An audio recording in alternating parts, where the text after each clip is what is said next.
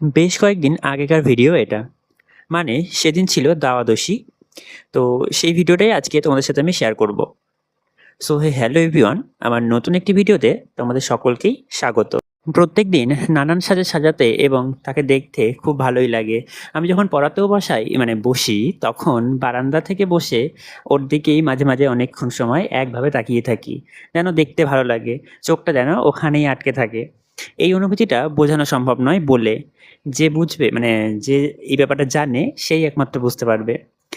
তো যাই হোক, আজও আমি সুন্দরভাবে স্নান করিয়ে নিয়েছিলাম এবং স্নান করিয়ে সাজিয়েও দিয়েছিলাম। তোমরা দেখতেই পাচ্ছ কতটা সুন্দর লাগছে আজকে। এবং তারপরে থাকে তার ভোগটা রেডি করা, মানে সাজিয়ে নেওয়া একটু। আর আমি নিজে যেমন সাজিয়ে গুছিয়ে খেতে ভালোবাসি, ওকেও মানে গোপালকেও সেরকমভাবে সাজিয়ে গুছিয়ে সুন্দরভাবে থালাটা ডেকোরেট করে দিতে ভালোবাসি। সেজন্য প্রতিদিনই তাই চেষ্টা করি সামান্যতম হলেও একটুখানি হলেও একটু সাজিয়ে দিতে। তবে এমন অনেক দিনই হয় যে একটু তাড়াহুড়ো থাকে এবং সেইটা আর সম্ভব হয়ে ওঠে না। তখন যেটুকুনি হাতের কাছে যতটুকুনি ভাবে করা সম্ভব সেটুকুনি করেই ওকে ভোগ দিয়ে পুজো দিয়ে বেরিয়ে আসি। কিন্তু দিনের ওইটুকুনি সময় আমার একান্ত নিজের, তখন অন্যান্য কাজ আমি হাতে রাখিও না, আর থাকলে হয়তো করিও না।